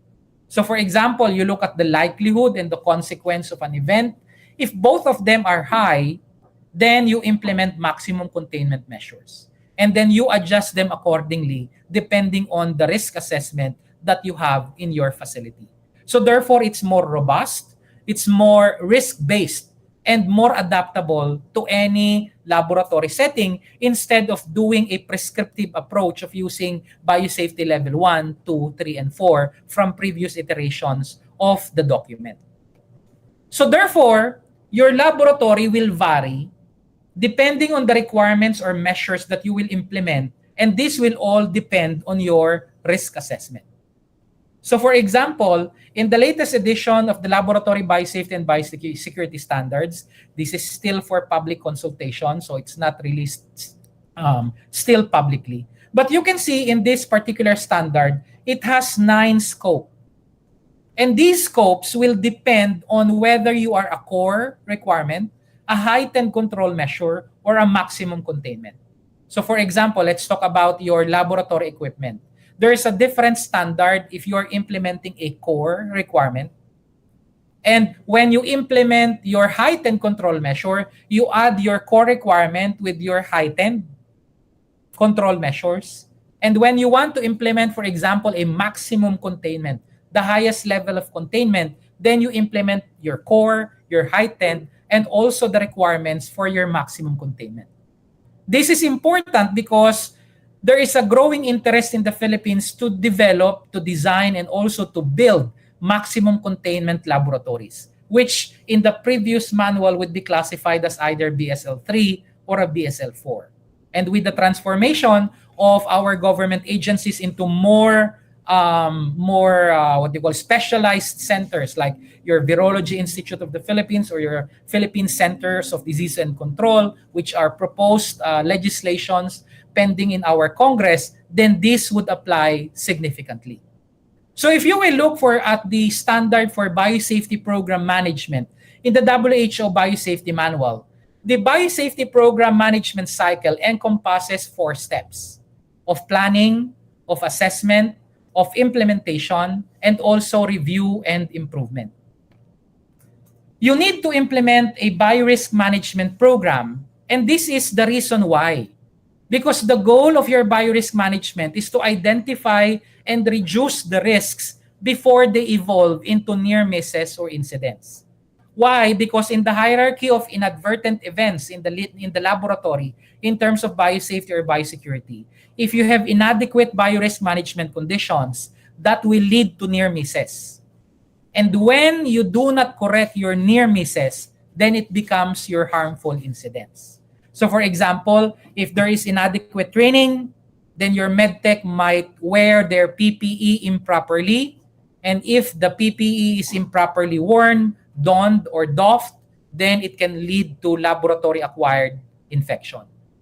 And the goal in any laboratory facility is very simple. There will always be a risk. You cannot negate the risk because, well, actually you can, but you have to stop the operation of your lab. And that defeats the purpose of why we have the laboratory in the first place. So the objective, therefore, is very simple. Despite the presence of risks posed by your biological hazards, how do you now reduce the risk so that the residual risk is already acceptable before you work or before you start your laboratory activity? So you have an initial risk, you apply a risk control measure to that so that the probability of the risk from happening will become significantly low. So for example, needle stick injuries. That's a probability when you do phlebotomy. How do you now minimize needle stick injury? Like for example, proper training of your medtech staff or using safety equipment like retractable needles. That will lower the risk. And when the risk is low enough and it becomes now acceptable to you, then that's the only time that you begin your laboratory activity or your laboratory work. This is based on the fact that the risk will significantly vary depending on the nature of the activity. If for example, we compare in vivo propagation with in vitro propagation with NAAT, with nucleic acid-based assays or tests, we see here that the risk will be decreasing. The highest risk will be with your in vivo propagation. In vitro propagation, moderate risk. Lowest risk would be for your nucleic-based assays.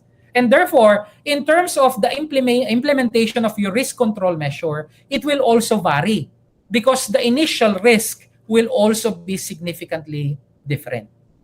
This is why we are saying that when we want to implement biosafety and biosecurity in our laboratories, in the context of biorisk management, at the very core of the implementation of that biosafety and biosecurity measure is your risk assessment.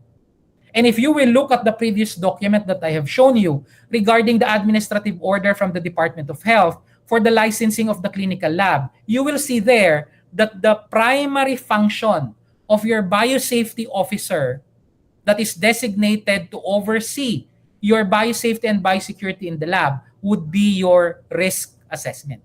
A robust risk assessment is a must before you do any laboratory activity in your laboratory facility. Remember that one size does not fit all. Laboratories can be clinical labs where we do or where we work with your human samples, or it can be in universities and academic institutions where laboratories are used for instruction and research.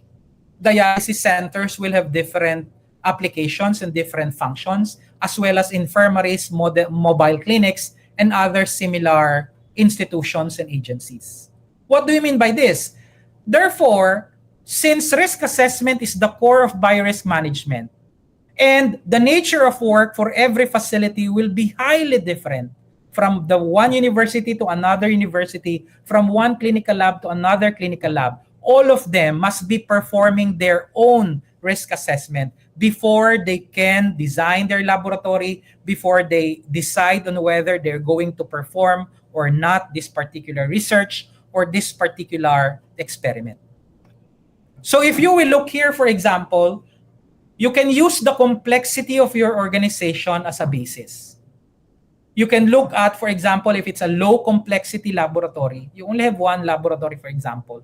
Or maybe it's a medium complexity laboratory.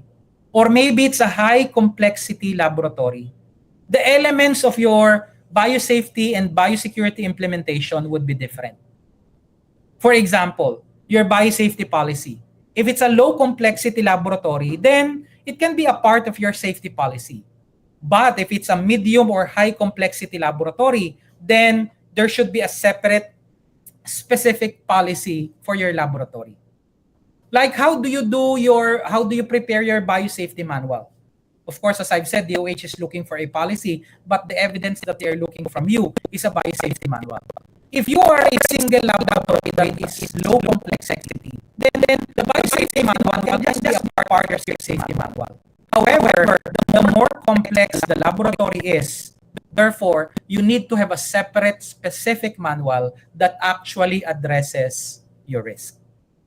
So again, as an end note to my discussion, biosafety and biosecurity concerns still prevail, regardless of whether there is a pandemic or there is no pandemic. No single implementation of biosafety and biosecurity will fit the requirements of all laboratories because each laboratory facility is unique. And it is our ethical responsibility to ensure that our laboratories are safe and secure, to ensure the protection of our laboratory workers, of those who are outside the laboratory, and those who are working outside the laboratories, as well as our communities. Thank you very much for listening, and good day, everyone.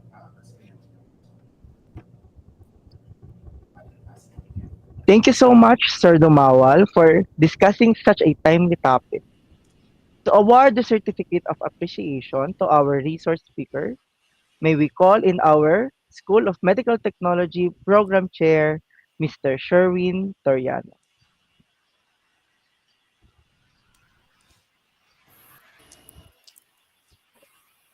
Thank you and congratulations to our speakers, Dr. Edelberto Manan, and of course, Professor Dumawal. The Philippine Women's University School of Medical Technology presents the Certificate of Appreciation to Dr. Edelberto Manan as our guest speaker for imparting invaluable knowledge in the Medical Laboratory Science webinar entitled Challenges in Medical Technology Practice and Research, conducted on the first day of July 2023. In the same way, we are also awarding the Certificate of Appreciation to Assistant Professor Oliver Shane Dumawal as guest speaker for imparting invaluable knowledge in the Medical Laboratory Science webinar entitled Challenges in the Medical Technology Practice and Research with his topic Biosafety in the Laboratory. Again, gentlemen, thank you and congratulations. Thank you so much. Maraming salamat po sa PWU.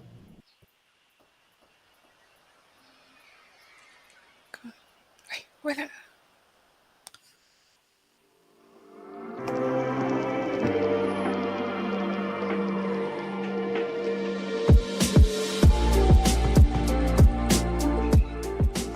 Sir Bernard, kindly unmute, please.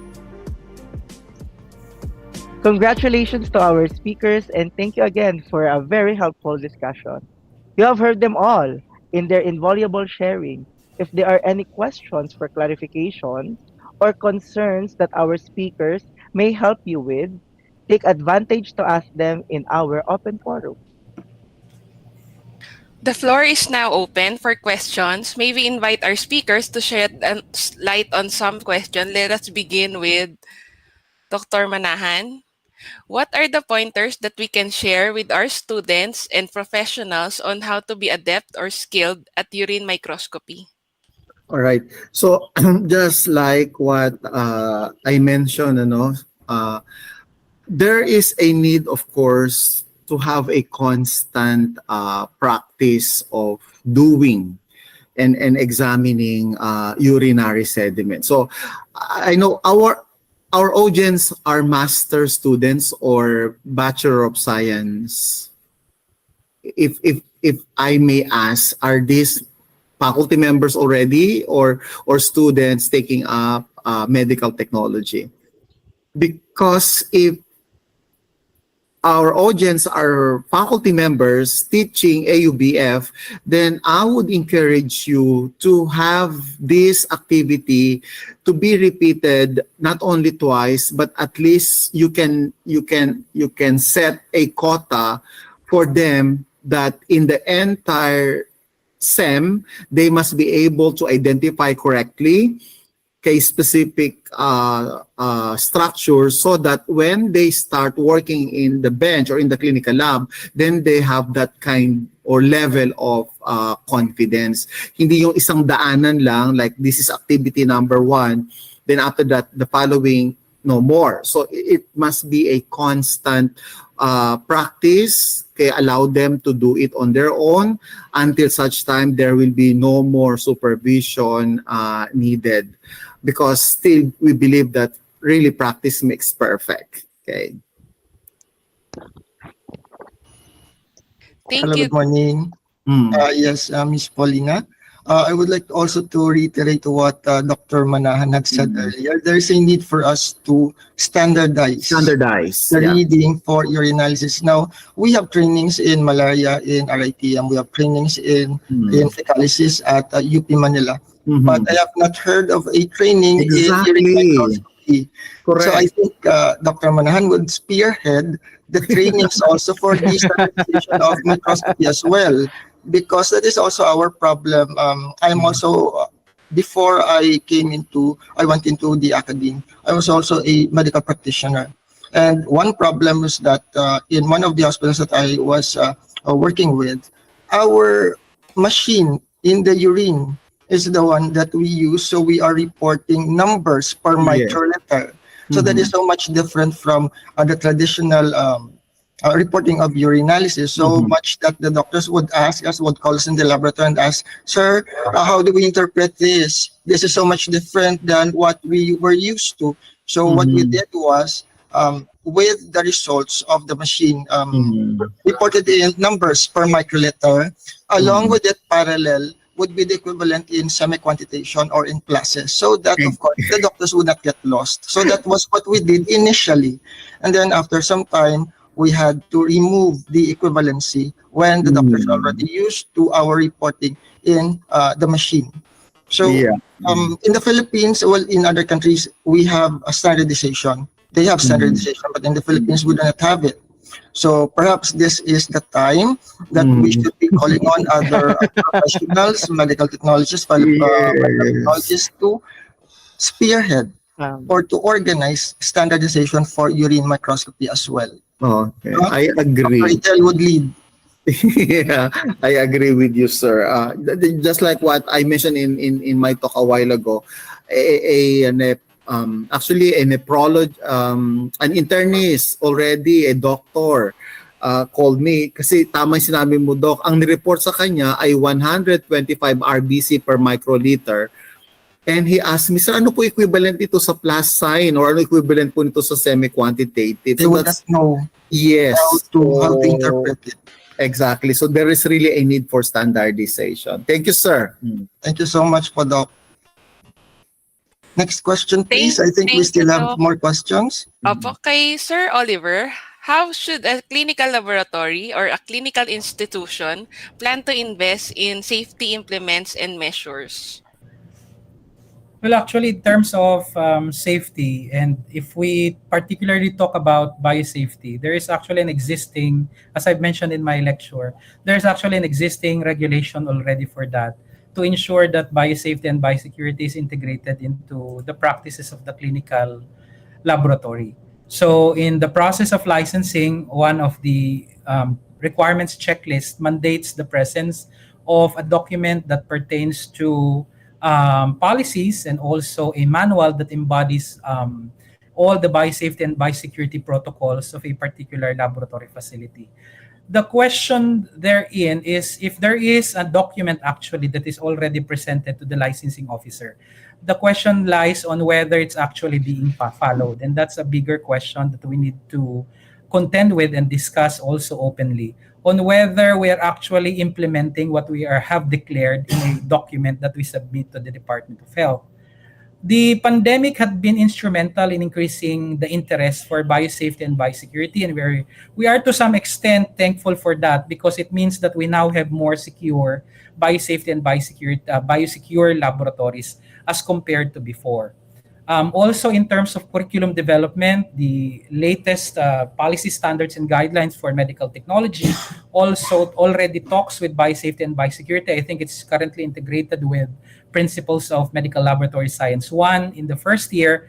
And actually, recent revisions on the prototype curriculum by PASMET also integrates the same concepts to different professional courses for medical technology. So we need to sustain creating awareness among medical technologists, also among students about biosafety and biosecurity, and that's how we improve continually the status of having safe and secure laboratories here in the country. Thank you so much for that wonderful and enlightening exchange. If there are still some questions about the topic, you may approach our subject professors or program chair. Miss Paulina, excuse me, please. Yes, Miss Paulina, I think we still have one more question. We could still insert this one. Okay, this is from our viewer, one of our viewers for schools, molecular biology, employing PCR protocols in basic non-pathogenic bacterial detection. What are the important core requirements that should be met? And this one is directed towards Sir Oli. Yes, thank you very much for that. So if you're doing molecular-based assay, it's amplification technique for a non-pathogenic microorganism. The risk is actually very significantly low. For the firstly, once the genetic material had already been extracted, no, it's either a DNA or an RNA extract. The risk is very low already. It's actually non-infectious anymore. And if you do amplification, the only question there would be contamination in terms of your amplicon. But how, if these amplicons will actually cause an infection, that would be negligibly very low. So that's why, as I've said kanina, it's very important that you perform risk assessment, because if you will see in your procedure, for example, for amplification, the highest risk will be prior to extraction, where you have a sample that is actually still living. But once you implement extraction wherein patay na yung microorganism mo and actually very low na yung infection posed by the genetic material, then the risk is very low. So proper PPE would suffice, proper subdivisions of your facility in terms of contamination. You segregate your dirty area prior to amplification and after amplification, because the major issue there would be just contamination. So you can divide your laboratory into two activities that are prior to amplification, so relatively clean, and the preparation of your reagents, and then amplification and post-amplification, that would be a dirty area. And I think that would be sufficient for this particular scenario.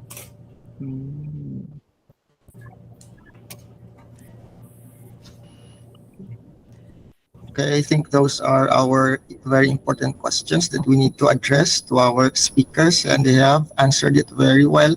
Thank you very much once again, gentlemen, and I hope that we see you once again in one of our webinars in the future. We'll invite you again. Thank you very much. Thank you very much. Thank you so much.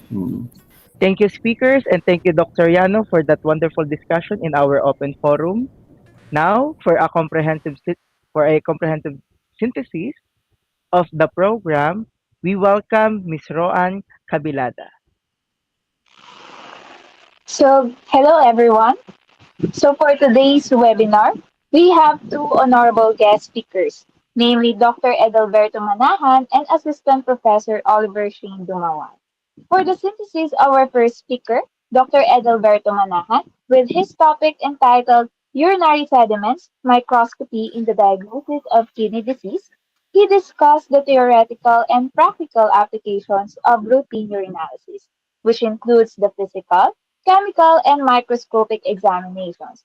He taught us how to prepare urinary sediments and by using different kinds of stains in order to identify sediment elements such as cells, urinary fast, and crystals, and to know their significance. He also discussed how to correlate the results of physical and chemical examinations with microscopic findings to check for possible kidney disease.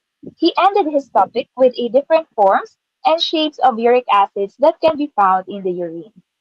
For our second speaker, Assistant Professor Oliver Shane Dumawal, with his topic Biosafety in the Laboratory, he discussed the critical role of laboratory medicine in times of pandemic. He emphasized the importance of biosafety and biosecurity in the laboratory for the safety of the medical technologists and to prevent a start of pandemic in our communities. He talked about the risk assessment process, wherein the goal of this process is to identify and reduce the risk before they evolve into near misses or incidents. He ended his topic with a summary of the elements under biosafety and complexity of organization, wherein it is a single laboratory, multiple laboratory in a single facility, or under multiple facilities. As a healthcare worker, it is very important that we are updated with current trends and modern practices that are evolving as time goes by. May we continue learning, and I hope to see you in our future webinars tackling current developments in the field of medical technology. Thank you, Ms. Roan Cabalida. And to culminate this event, may I call in our professor and program coordinator, Dr. Nini Lim.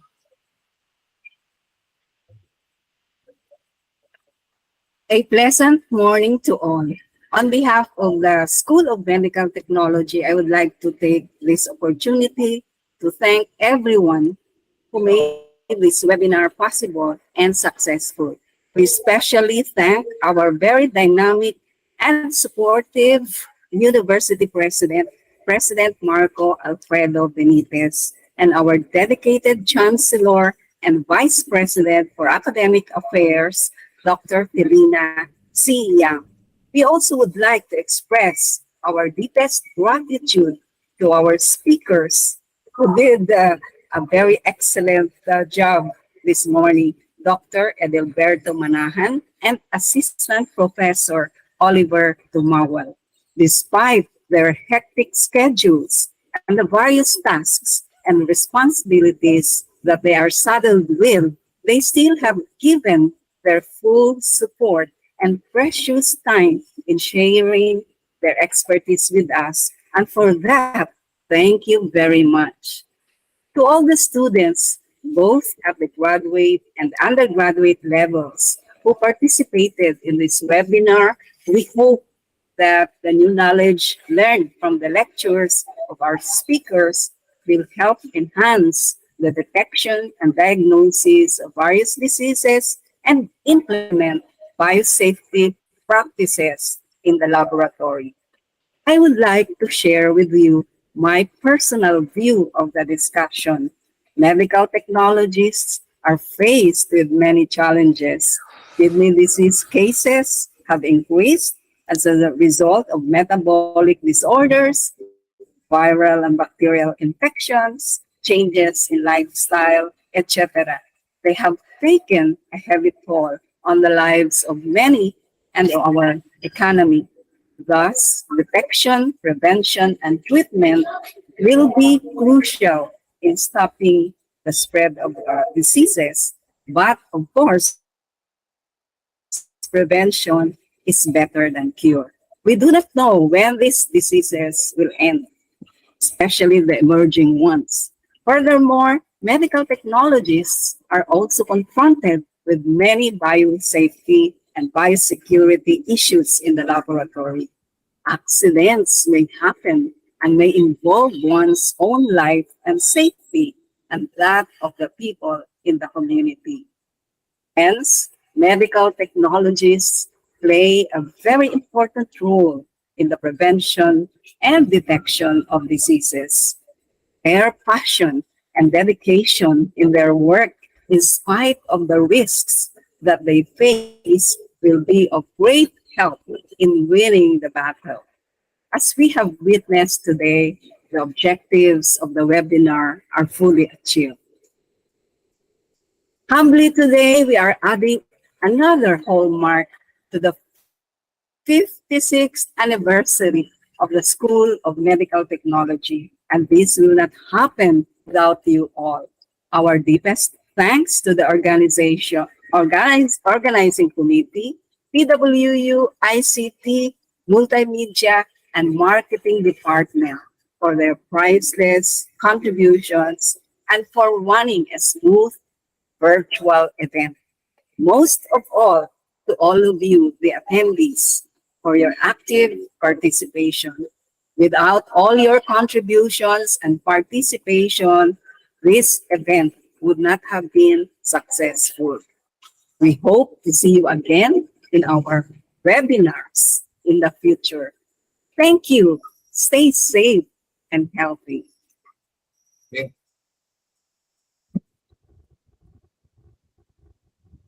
Thank you, Dr. Lim.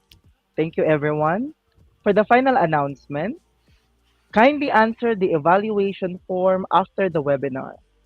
The evaluation form may be accessed through the QR code or the link that is flashed on the screen. The code and the link will also be posted on our official Facebook page, the official MedTech Facebook page of PWU. The certificates will be emailed to all who registered and evaluated on or before July 15. We hope to see you in one of our upcoming virtual or on-campus events. May remind you to continue to be careful, protected, and stay healthy in the post-pandemic. This has been Maria Paulina Dorin Montaos with Bernard Lerwin Andres. It has been our pleasure hosting this event. Stay happy, productive, and safe, everyone. Until then,